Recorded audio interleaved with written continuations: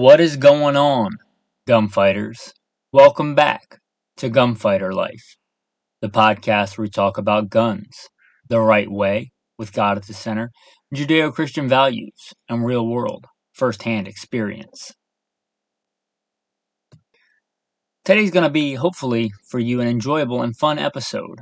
With so much turmoil and tribulation in the world, just have a fun episode where we think about dream guns. Either guns that you would really like to have, or guns that you wish existed that don't. I will note that I'm going to start this episode off with a bunch of the patrons inner circle that we have, our group chat that you can be a part of if you become a patron. A lot of these first ones we're going to talk about are going to be their picks for their dream guns, or they called them grail guns. And in fact, it's one of the patrons that came up with this episode idea. I asked them if there were things they wanted to hear about. I do this podcast for you guys. I left a full-time management position to do these podcasts, not for me, for you guys. Took a very comfortable income and, what by earthly standards would be a pretty stable income to do the podcast for you guys.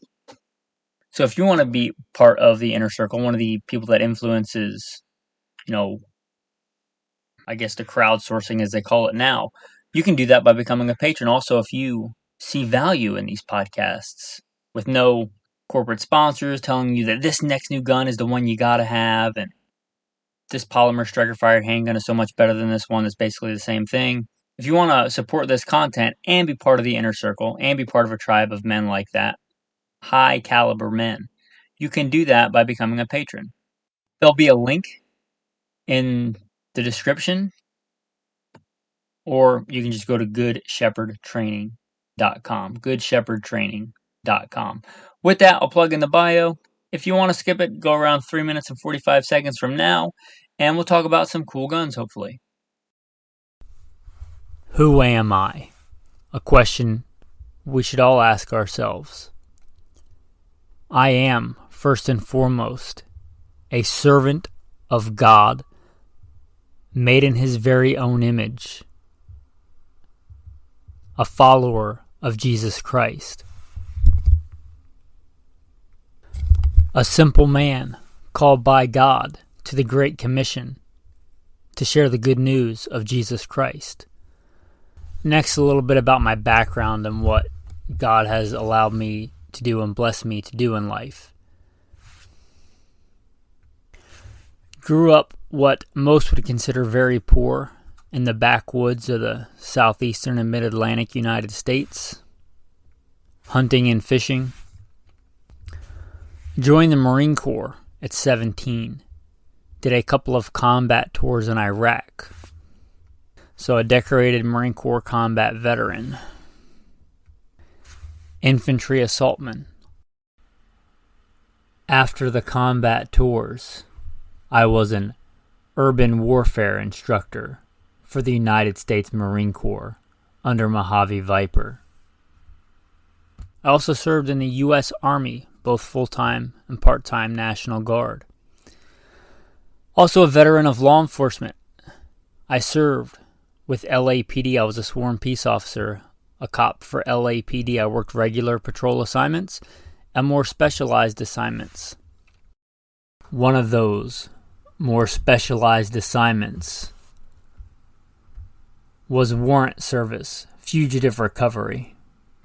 Also had some other law enforcement roles. I am an FBI certified firearms instructor and been certified by another 3-letter government agency in a lot of firearms and training things. I've also been a private contractor, worked in the private sector pertaining to tactics and gunfighting and protecting America from enemies foreign and domestic. I served as the commander of a tactical team to stop active shooters in a large metropolitan area. That was our primary mission, to stop active shooters, which sadly are a thing in America today. I've also been blessed to do quite a bit of competition shooting. Started my first formal competitions even before joining the Marine Corps at 17. I had won more shooting competitions than I can remember. I have competed in all manner of disciplines in shooting. I've been blessed to be a state rifle and pistol champion, West Coast regional champion. Like I said, been blessed to win more shooting competitions than I can remember. Mentioned hunting. I've hunted to put meat on the table starting when I was a child. I've also been a professional big game hunter and guide, hunting and slaying all manner of beast.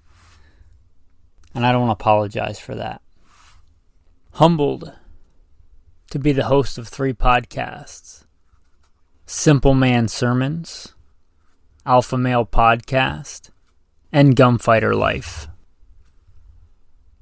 Obviously, as things not mentioned, I've been blessed to do many other things. But, again, first and foremost, I'm a servant of God, a believer and follower of the Bible, the Word, Jesus Christ. And I don't apologize for that. With that, let's transition into today's topic. All right, so let's talk about some dream guns. I'm going to, I think, first talk about some of the patrons' dream guns, and then talk about some of my dream guns. Okay, so Pat, who, if I remember correctly, there's a lot going on in the chat, but I believe he's the one that actually came up with this idea for this episode. Give credit where credit is due. But he says he wants a 3-inch, good barrel length, a .357 Magnum revolver, 6-shot stainless using an M&P dovetail sight, and finish in a subdued colored hard finish. I assume he means like a Cerakote, like a bronze Cerakote, or the tungsten is a really good color in the Cerakote. I assume that's what he means. He just says revolver. I assume he means either a Smith & Wesson or a Colt, but who knows? He's dreaming it might be a Chiappa Rhino or a Mateba or a Manhurin. Who knows? But a 3-inch .357 Magnum with M&P dovetail sights and a hard coat finish in a subdued color. And it'd be a fine gun. I think Pat also wants dual Scar17s, but not in the normal boring 308. He wants a Scar17 in 243 and a Scar17 in 50 Action Express. Also, Pat's got quite a few, so let's go down the list here. He wants a SIG P210 carry. Okay, that's pretty attainable, just they exist at least. An unmolested Mauser 98 and 8mm, a Remington 870 Trap Classic. Those are both fine guns. Next, we're going to go to Steve. Steve made a good point, and that a lot of times, one of these guns, if you get them, sometimes they don't live up to expectations. But one that he says does live up to his expectations, and let me read his exact words. I got them right in front of me. The one exception is my 1911 built by a 2112 armorer who duplicated in a MUSOC, so that's Marine Corps Expeditionary Unit Special Operation Command. Pistol, for me, that's a real grail that didn't disappoint. So if you're not familiar with that, that's a 1911, like a government 1911 that has been, let's say, modernized with a lot of the race gun, competition gun features, brought into the modern era, what a lot of people would consider like the ultimate combat handgun, the ultimate, old warhorse 1911, brought into the modern era, and still a good practical gun today. If you're not familiar with those, you might want to look those up. Again, the MUSOC is the way to pronounce it, but it's MEUSOC 1911 pistol. Pretty cool, and he actually has one, and he apparently really likes it, so I'm glad for him for that. He also is always on the quest for the perfect scout rifle. If you don't remember Steve, he is the one that did the scout rifle episode with us. He was gracious enough to give his knowledge to you guys, and I hope you appreciate that. But he's always on the quest for like the perfect scout rifle.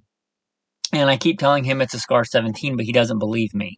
So he's always on the quest for that perfect, scout rifle, a little bit lighter, a little bit handier, a little bit, better features, flush fit, detachable box magazine. So he's still on the quest for that perfect scout rifle. And I hope that one day he finds it. So I'm going to start with some of mine. Now, I'm going to caveat this by the ones I want to list don't actually exist. It's kind of why they're dream guns for me. They don't actually exist that I'm aware of. There are a lot of guns I think would be cool to have, but I'm not a gun collector. I don't own them. I have a set of practical weapons, tools that I use. This is gunfighter life, not gun collector life. I really like Swedish Mausers. I don't have one because although a 6.5 Swedish Mauser is really cool and a great weapon, way ahead of its time, it's not as good as my Kimber Adirondack and 6.5 Creedmoor for really anything practical. It's cool as a collector, but again, I'm not a collector. So there's a lot of cool guns that I would like to have. I would like to have, a Remington 740 and 35 Whelen for when I go bear hunting out of a canoe in thick creek bottoms. But I don't really do that enough to warrant having an entire gun for it. I do like to hunt bear. I do like to be in a canoe, but again, that's not really something, even if I saw one, unless it was just somebody gave it to me, which would be awesome, I don't think I would actually get one, especially now because I'm trying to put money into the podcasts and put the effort and resources into the podcasts. But anyway, that all said, there's a lot of guns I would like to have that would be cool to have. If I made an episode of cool guns I'd like to have, that could probably just be its own podcast. This week's cool gun that I would like to have is a Ruger Red Label stainless steel over and under. Be a super cool gun, I'd like to have it, but that's not what I'm talking about today for dream guns. My dream guns, as I said, are guns that I don't actually exist, that I would like to have as a gunfighter, as a man that's considers myself a professional gunfighter for most of my adult life, and still consider myself, part of a well-regulated militia. I'm hopefully transitioning to do this full time to teach you guys more about guns from a real world first-hand perspective. But I still consider myself in that world and still train every day, except for Sabbath. Anyway, these are guns that if they existed, I imagine God would provide them for me, as He always provides for me. So I'm gonna list these in category.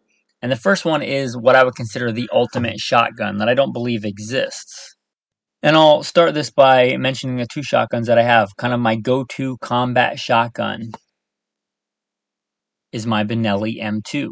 That's a long evolution and a lot of experimenting between the Remington 870, the Benelli M1 Super 90, which I loved, the Benelli M4, which I quickly got rid of because it was far too heavy for what I would consider an all-around practical shotgun, and settled on the Benelli M2. I really like that gun. It is great chrome lined barrel. It doesn't have any holes in the barrel for gas like a gas system shotgun does, like your Mossbergs or your Berettas. I'm big into survival and prepping. The less crap I can get into the action and the moving parts, the more I like that. It's an inertia system. I like that. I like everything about that. I think that the semi-auto is best for a combat shotgun. I know a lot of people will dissent from that and say the pump is. I would disagree for a couple of reasons. But let's not get too far down that rabbit hole. Anyway, I really like the Benelli M2. It has two drawbacks. The pump is more versatile, I'll grant you that. And the pump can shoot light loads well. So it can shoot, let's say, less lethal rounds, signaling rounds, things like that. And you can cycle it manually, so you're not dependent on the mechanical mechanism to cycle it. You're going to cycle it. So you can go very hot or very weak in rounds, and you can cycle those theoretically just fine. In most cases, pump action shotguns are mechanical devices, they malfunction too. But the pump would let you do that. So I want a semi-auto and a pump in one gun. And that does exist. The Spaz 12 does that. That's probably most commonly known in like movies and things. The Spaz 12, it was, I want to say, big back in the 90s and stuff. But they also did it in the Benelli M3. That's kind of an unheard of gun. But the Benelli M3, as I understand it, as I've heard it referred to as a Spaz 12 that actually works. And if it's anything like any other Benelli I've ever owned, it works. I've never owned a Benelli M3. The reason I don't, and I got the M2, is again, I'm not a gun collector. I like an all-around versatile shotgun. One I can take hunting, one that I can have behind the seat of my Hummer for, a go-to defensive long gun. And they just didn't come in the barrel configurations. The only ones that I'm really aware of are just a straight bead sight, which I don't like.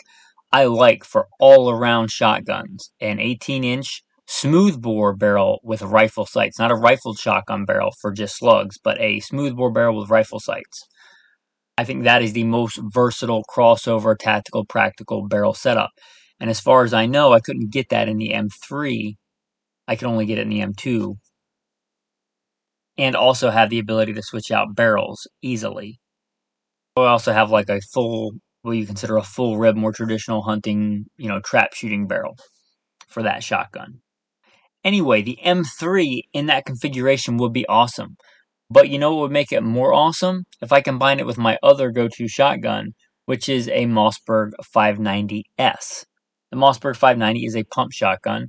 The S stands for short shells, I believe, and it can cycle anything from the 1 3/4 to the 3-inch shells.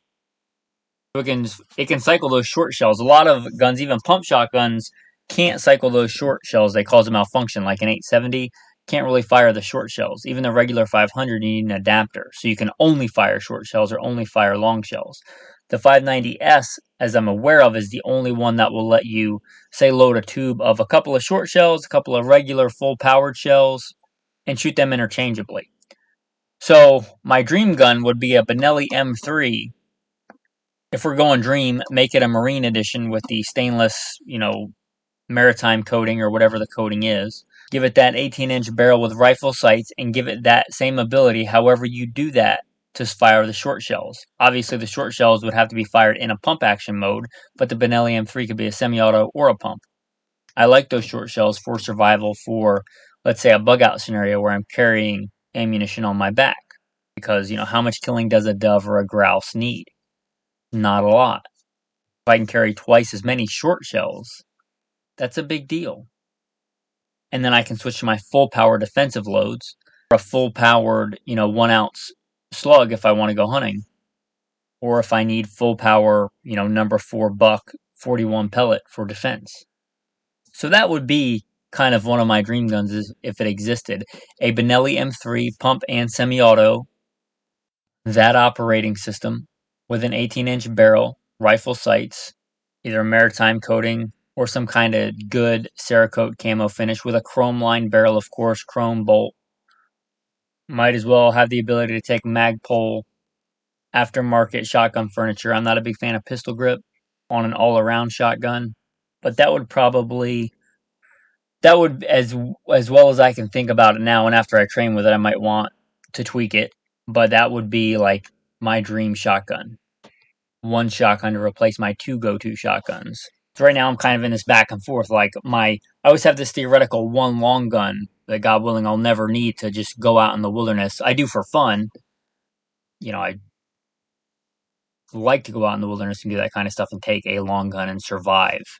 But I'm talking about have to. Like my wife and I have to pack up and carry what we can carry on our backs. My one long gun. And I've been vacillating between the Benelli, which is a better combat shotgun, better with traditional shells, and the Mossberg 590S, which gives me the ability to carry those short shells and is less reliant on ammo if it gets to the point where I have to reload my own shotgun shells and they're, let's say, subpar with black powder, which can be done. That 590 has a lot of merit, that 590S, I should say. So I kind of vacillate between those two. If I could have that gun, I could theoretically replace both of those with that one gun, and that would be my one go-to gun. Or go-to long gun. I would likely still have a sidearm, God willing. Anyway, that would be it for my dream shotgun. What about a dream rifle? Well, I have my go-to hunting rifle. You listen to the bio. I've been a professional big game hunter and guide. If you listen to the bio, that is.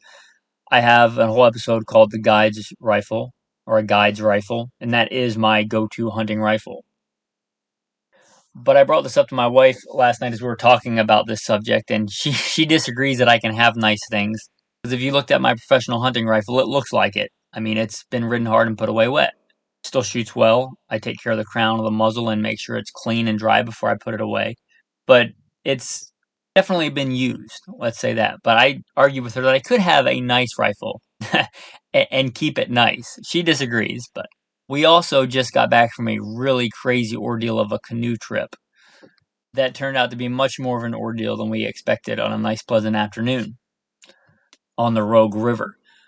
But anyway, I think I could, in most situations, have a really nice hunting rifle that I would take care of and keep in decent condition. It wouldn't be my go-to all the time, but if the weather was nice and it was going to be a nice, let's say, October hunt on the rolling hills of North Idaho, something like that, Now, any of those kind of excursions have the opportunity to turn into a survival situation. I'd still have my EDC, and I would still treat that rifle and use it hard if I had to. But we're talking, in general, a nice, pleasant mule deer hunt, elk hunt, things like that. What would I want for like a, let's call it a classic, really nice, elegant hunting rifle? So I think for me, and again, this gun doesn't exist. I really like the Kimber rifles because they use that pre-64 Winchester action controlled round feed, which I really like. That's shrunken down because metallurgy is better now.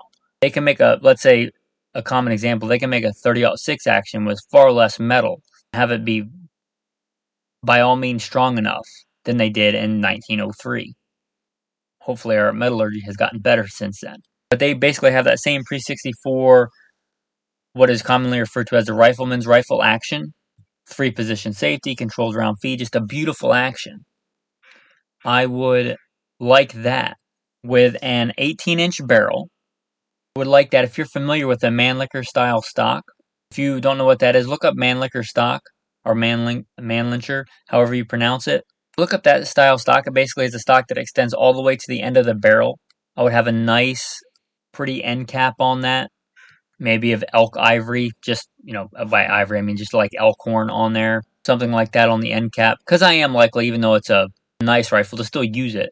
Mannlicher style stock with that beautiful end cap on the end that kind of comes out and gets wider. A Mannlicher style stock. If I get to pick, I'd say curly maple, or I'd say one of the really light striped maples. Just a beautiful piece of wood. I'd probably put on there a classic kind of butt plate. As much as I like modern recoil absorbing butt plates on like actual go-to hard use hunting rifles, I would probably go with a more classic butt plate on there. I would of course have a good set of iron sights, and if I get to design them, why not? It's a dream gun. I'd have a good hooded brass bead front sight. I'd have a recessed target crown on the barrel with that good hooded front sight right at the end of the barrel.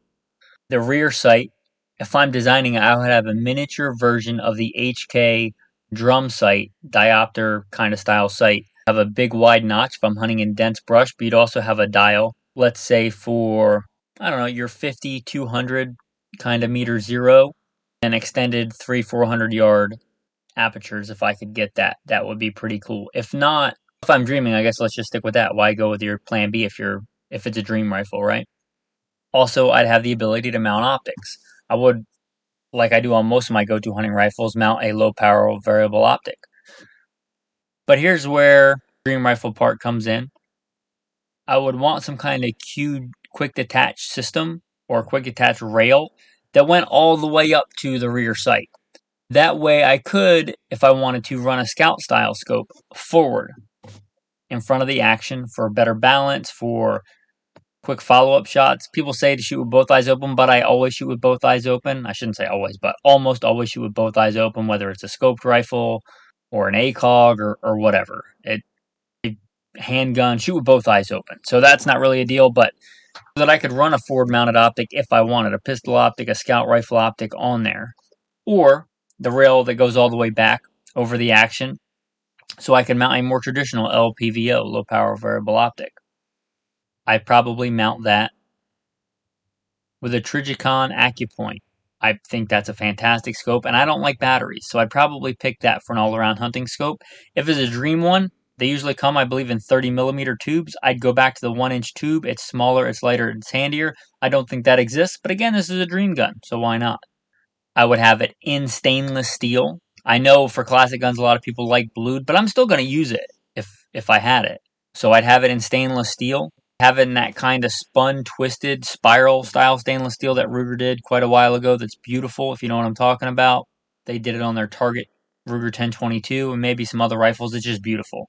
I'd have that style of steel on there, because why not? It's a dream rifle. And I'd have the whole thing chambered in 6.5 by 55 Swede. Because if it's a classic gun, might as well go with a classic cartridge. It's been around since the 1800s.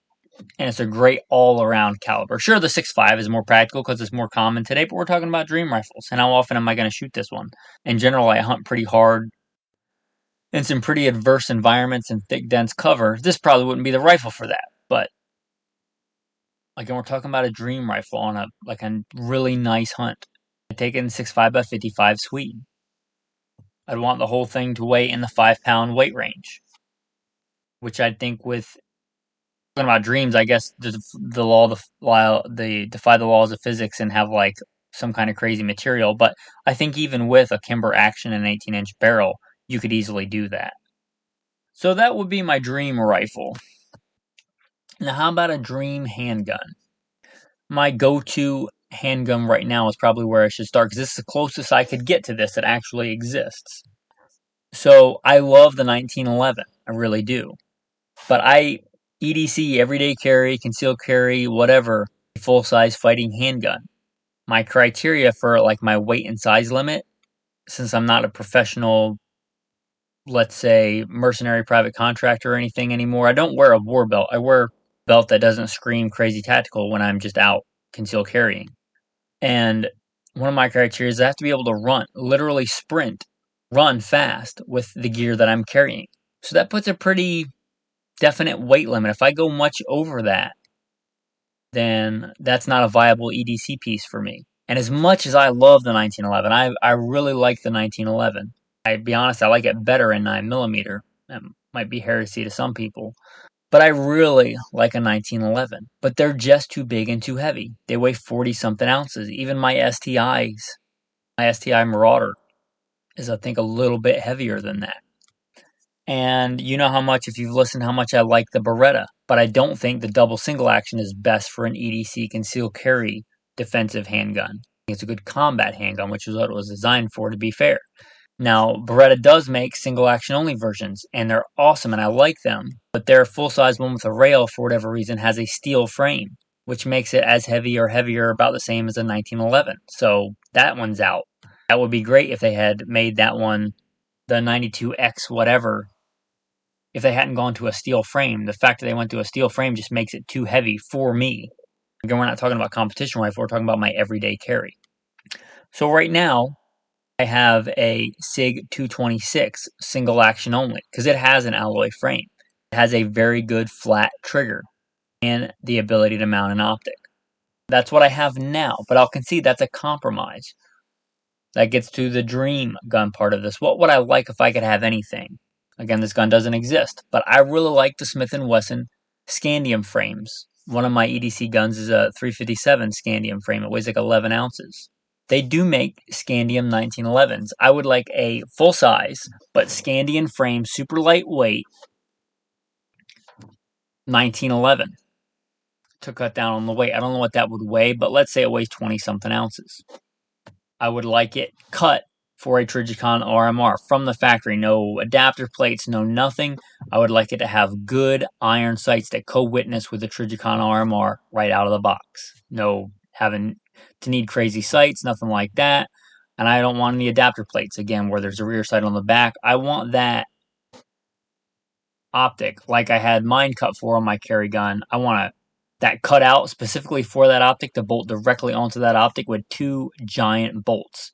Nothing else. No adapter plates, nothing else to go wrong, not 4 screws. And I want that all in that 1911 with co-witnessed iron sights. In a Scandium frame. 1911 in 9mm. Also, to cut down on weight, I would just put slide cuts in it, like a lot of 1911s have and can have. I would do some smoothing out of the corners, the contours. I would have I think they call it like a hex pattern on the top, just removing a little bit of the extra material on the top of the slide from the government style contour. If it's a dream gun, I'll get the slide in Damascus. Why not, right? Damascus is beautiful. I don't know that you can cut into it like that and do relief cuts and lightening up the slide. Lightening up the slide does 2 things. One, practically for me in everyday carry, it's going to make the gun lighter, which I like. Yes, I may need a heavier spring, but I don't really care about that because I can rack a slide. Even if I add a couple of pounds to it, racking the slide is not a big deal to me. It also, if you do it right, makes the slide easier to grip and maneuver and manipulate for the fixing of malfunctions, for chamber checks, for loading and unloading. And it gives you less reciprocating mass, which means all other things being equal, I can shoot faster. Like, let's say I'm doing a Mozambique drill, 2 to the chest, 1 to the head. I could theoretically, if everything else being equal, do it faster with that less reciprocating mass on the slide. So why wouldn't I have that? And I'd have it in Damascus because Damascus is beautiful, and why not? I would have a regular old bushing barrel. I shoot a lot. I wear stuff out. I would like to be able to replace just the bushing. I don't need like the whole bull barrel setup. And again, I want this thing to be not super heavy. I went with Smith & Wesson specifically. They have uh, I think a better extractor. I like the 1911, but I think the Smith & Wesson external extractors, like they have on their M&P line, and I believe their 1911 lines, I think all of them have that. I think it's a better design, a simpler design, a more robust design, a big piece of spring steel that I've never had any problems with. I have a Smith & Wesson M&P Gen 1 when they came out really early on, and I've won more competitions with that than any other handgun by far. It still has the original extractor. I cannot tell you the amount of rounds that thing has fired, but that extractor has never ever given me any issues. So I'd have that on the 1911 as well. I'd have a magwell on that of titanium or aluminum or a decent functional, not ridiculous looking, but very functional magwell on there that didn't add much weight. If I'm going to do a Damascus slide, that scandium, I'm not sure what color it is naturally. If it looked good naturally and like a gray color, I just have the natural no finish because it's scandium on the frame. It's not going to rust or anything. If not, I'd probably have it finished in like that Cerakote tungsten gray. If you're familiar with the M45A1 grips that Marine Corps uses, I'd get something just like that, but with gray tones instead of sand tones. So there we go. The dream guns. The dream team, as it were. With that, I'm going to wrap this show up a little bit different way. Maybe have you think about guns a different way. Now, if you're a gun collector, that's not me. I got nothing against that. Especially right now with inflation the way it is, you could argue that buying guns is better than having money in the bank.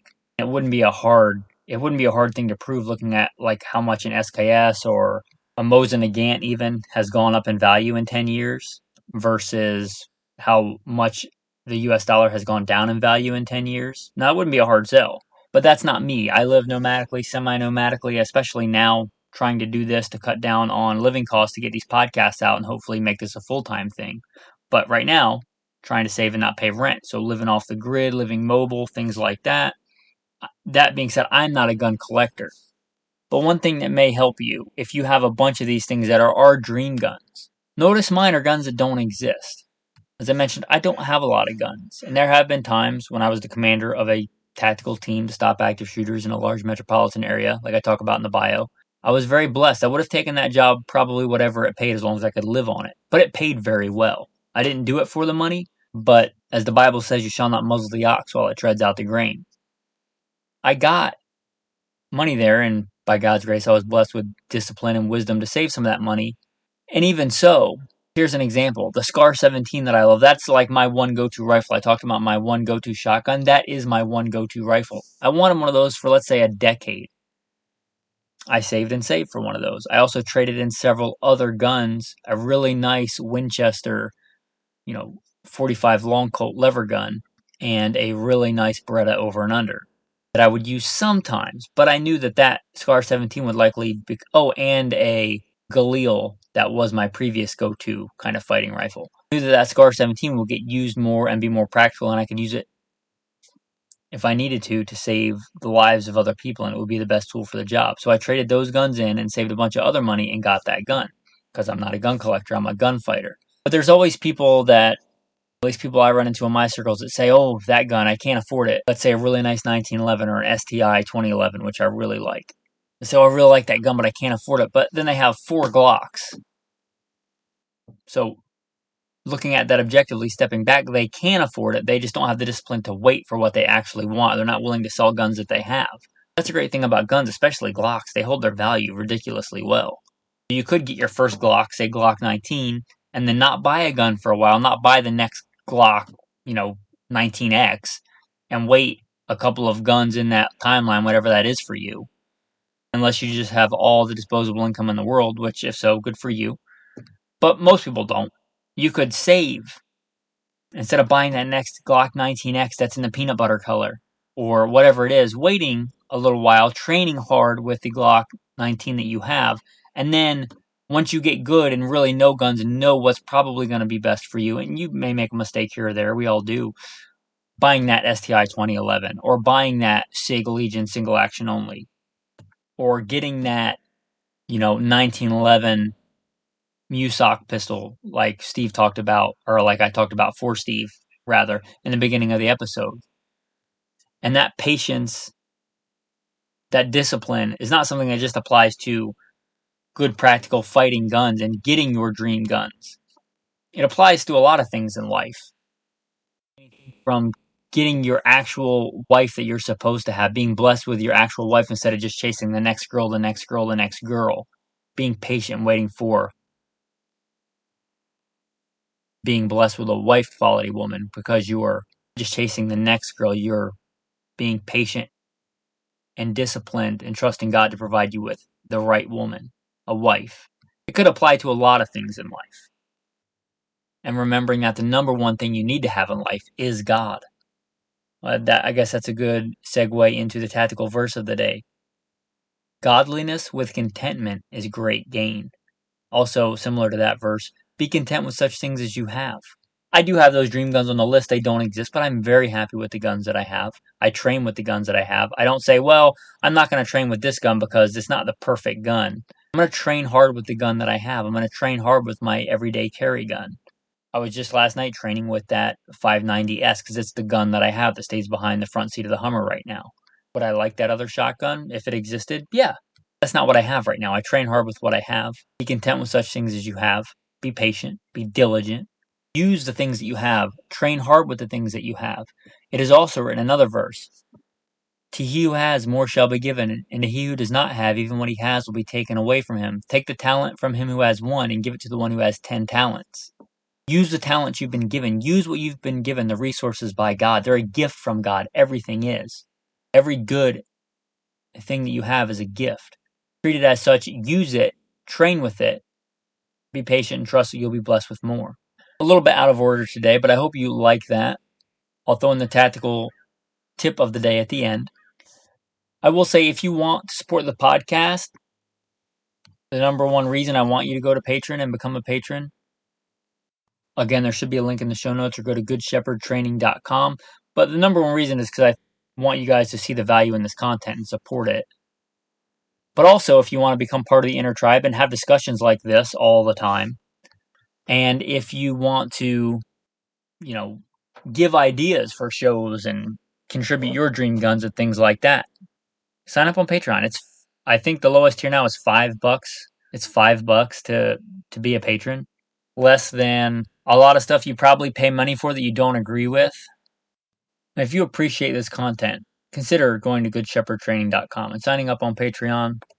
Alright, your tactical tip of the day is not going to be some cool new widget, something you need to go buy on Amazon. Tactical tip of the day is in some, not all circumstances. Stop. There are a lot of beasts on this earth that can outrun us and do a lot of things, but they don't have the ability to step back and reason and be circumspect and consider their circumstances. And sadly, I've had to learn this the hard way many times. I like to go out and put myself in, let's say, adverse conditions and hard situations.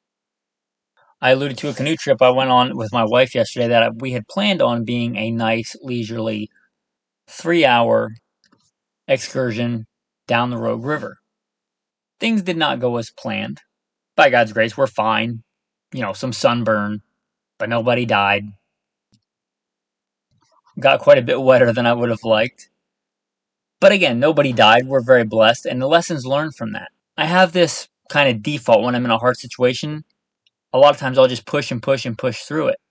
And that's really good in a lot of situations, to have that determination and that gritting your teeth and just putting your head down and bearing through it. But sometimes, if you can, it's good to stop and take a breath. That 3 hours, when we got to hour 4 and we still weren't anywhere near done, I could have stepped back, taken 5 minutes, taken a breath, drank some water, which I hadn't done all day, which I probably should have, gone through my EDC gear, because I had thought ahead that day and put sunblock in my pocket. It was in my front pocket. I put some on, as I'm Italian, I don't generally get sunburned a lot, but if I'm out all day in the sun, I'll get sunburned, especially on my face. Could have taken that 5 minutes, patted myself down, thought about things, said some Bible verses, and put some sunblock on my face. And then today, I wouldn't be so sunburned on my face. Stopping and taking a breath. If it's urgent, by all means. Like, there was a time where I was literally in the water trying to get my family in the canoe out of a tight spot. That's a time to grit your teeth and bear down and get it done. There was also a time I could have sat, taken a break, and thought about things, and it would have come out better. It didn't come out bad, but I could have made that experience better for myself, for my wife, by just stopping and thinking. There's nothing urgent in an adverse environment, an adverse situation. Stop and think. Maybe you do just have to continue on, put your head down, grit your teeth, and get through it. Sometimes you may think of a whole better way to do something. Either way, it's usually, if you have the time and your life's not in immediate danger, good to stop. Take 5 minutes, take a breath. Look around and be thankful for what you have. Be content with such things as you have, even in adverse conditions. With that, men, thanks for listening, and have a blessed day.